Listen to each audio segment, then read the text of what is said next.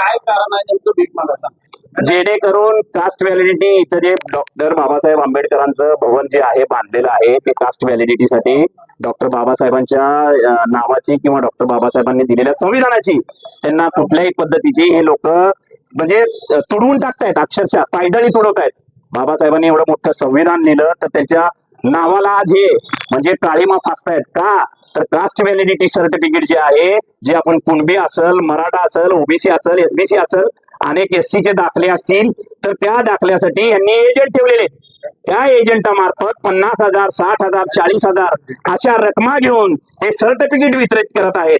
Certificate म्हणजे caste validity, जेणेकरून शाळेत हे कास्ट व्हॅलिडिटी जे विद्यार्थ्यांना महत्वाचे आहे, विद्यार्थ्यांचे ऍडमिशन थांबलेले आहेत, जे अपंग असतील, दिव्यांग असतील, जनसामान्यांच्या जे काही कास्ट व्हॅलिडिटी आहेत त्यांनी पेंडिंग ठेवलेले. 10,000 सर्टिफिकेट दिलं म्हणते साहेब. साहेबांना तुमच्या मार्फत विचारा 10,000 सर्टिफिकेट कधी वितरित केले?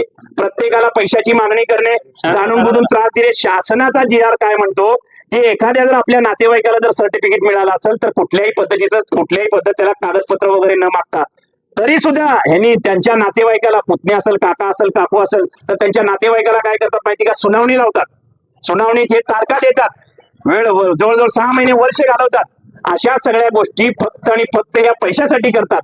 यांचा रेट ठरलेला एजंटामार्फत. साहेबांनी म्हटले मी 10 कॅमेरे लावलेत. कॅमेरे कशासाठी लावले त्यांनी?